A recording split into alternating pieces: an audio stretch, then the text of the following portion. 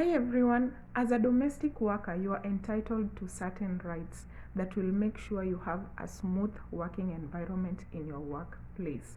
Did you know that? If you didn't know, then this video got you. Today I bring you exclusively the rights of a domestic worker, and I'm pretty sure this will help you much so you don't continue to be mistreated in your workplace. Know your rights, know your worth, know what you deserve. You have the right to say no to mistreatment or anything that goes against your right. Okay, so if you're new to this channel, my name is Shenga.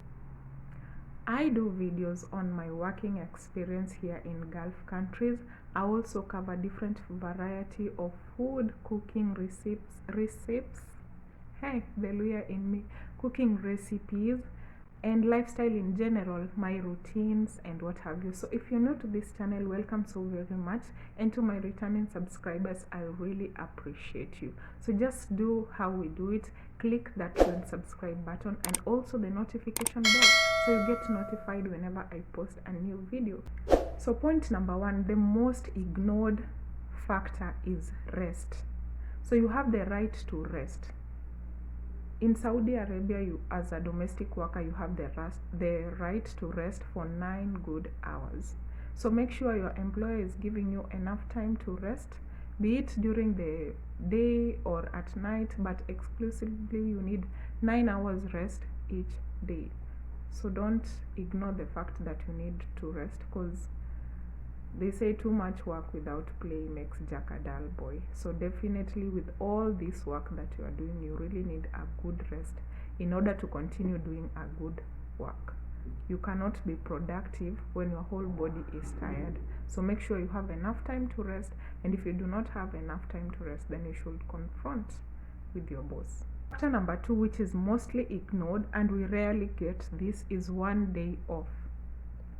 You need to have 1 day off every week of rest hours, especially on Fridays, because Fridays, most of them are indoors, it's their prayer day. So you really need to arrange with your boss for a 1 day off each day. Even if you're not going anywhere, just sit in your room and relax and even do your things. At least you need a 1 day rest off. If you're not being given this 1 day off, then you need to ask them politely for a day off, because they also rest. They don't work continuously. Imagine working continuously for 2 years in your contract, no rest. By the time your contract is reaching an end, your body is tired. You can't even take it anymore. So make sure you have a day off. It is your right as a house worker anywhere to rest. Factor is housing. The moment you enter that house of your employer, he or she needs to provide you with a good place to settle. You also need to be given food that is healthy food. Most of the people, it's such a pity that most of the people are being given leftovers after all the people have eaten. It's now the time that you're being told to go and eat, and sometimes the food might not even be left. So you're just there, you're working, you're not complaining, and you're not being given food. So make sure you have a good place to sleep, and you also have enough food to eat, because surely how will you work with no food? So don't just sit and relax and fear. You need to come out and speak, because you are also a human being, you're not an animal. So make sure you have food, you have a good place to sleep. Don't suffer while the rights are there in their country to protect the domestic workers.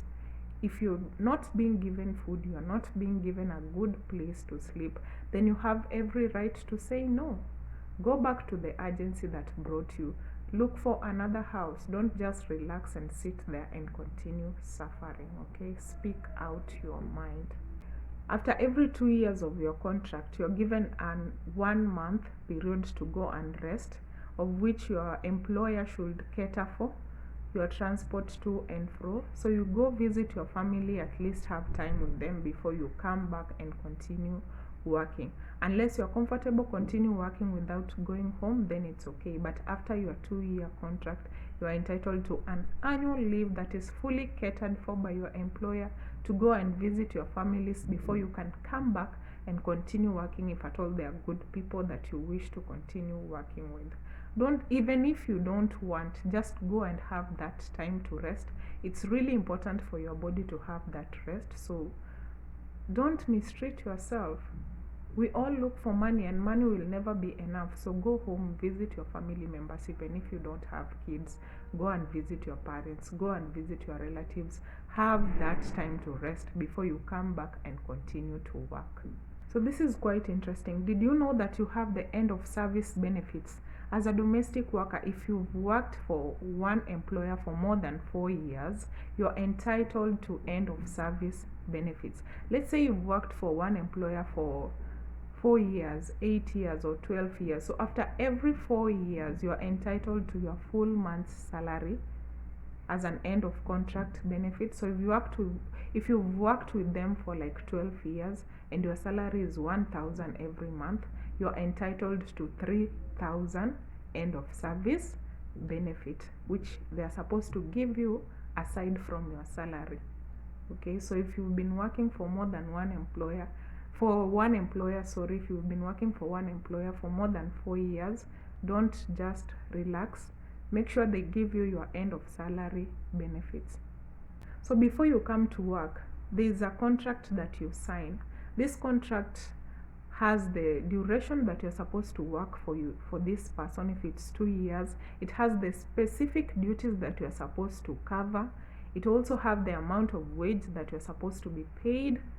Okay, so there's a tendency that you come to work, and then after getting into your employer's place, you are assigned other duties that are not according to what you signed for in your contract, or someone gives you a lower amount of wage that is not as specified on your contract.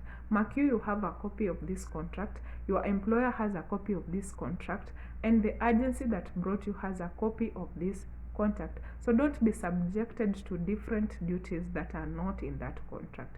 If you're coming as a cleaner, make sure you're a cleaner. If you're coming as a home nurse, make sure you're a home nurse. You come to work as a cleaner in a certain house, you find that there's a very sick person who's supposed to have the supervision, hospital supervision, but you're subjected to take care of this person. You're changing their diapers, you're treating them, and all that stuff. You're given some work that it's not specified according to your contract, like plumber duties. There's a blockage in the toilet and you're told to resolve that issue. The sink breaks up and you're told to repair it. Like how? So don't be subjected to duties that are not yours. Another common duty that people are subjected to is going to work for maybe the friends of your boss, or their sisters and their brothers, which is not specified in your duties, unless you are in the same place of work and you're just helping with the simple duties, but not entirely working for them, like thorough cleaning and everything else. So know very well what is specified in your contract. Know which duties you're supposed to perform. Say no to duties that might cause you harm or might damage your health. You have the right to say no to duties that are not according to your contract. So know your contract very well. If you're being paid 1,000, let them not give you less than 1,000. If you're being paid 900, that is the amount that you are supposed to be paid. No, it saddens my heart that someone has been promised a salary of 15, and then you come and your boss gives you a salary of 1,000, and you're just okay, you continue working, and you're complaining to people who will not even help you. So you are supposed to confront with your boss and ask, like, my contract says I'm supposed to be given 15. How comes you're giving me 1,000? If it reaches to a point that you can't bear it anymore, then just leave. There are many people who want to work, so leave. Follow the right procedure. Don't just leave and go outside there wandering and everything. You have to follow the right procedure. If they took your passports away, they have to give them back to you. Go back to the agency that brought you. Let them look for better people who can treat you as a human being. But don't accept to be subjected to duties that are not according to your contract. Another very important point that you should not ignore is medical care. So whenever you fall sick, your employer has to take you to hospital and cater for the bills. So don't just sit, go and work and you are sick. You are entitled to medical care. You are entitled to sick leave, but it should not be more than 30 days in a year. So you are entitled to sick leave as a domestic worker. Okay. So we've come to the end of our video. Thank you so much for watching this video till the end. I really appreciate you. Share this video, like, leave a comment, give this video a big thumbs up. And if you've not subscribed to this channel, kindly smash that subscribe button and also the notification bell so you don't miss out whenever I post a new video. And another thing, you can go to Facebook. There's a group called Frequently Asked Questions _ life in Saudi Arabia. You'll get all the answers that you might want to ask. Yeah, because there are people who've had more than 10 experiences living in this place. So I hope that group helps you out so very much if you are an expatriate working in Saudi Arabia. Until my next video, it's masalam from me.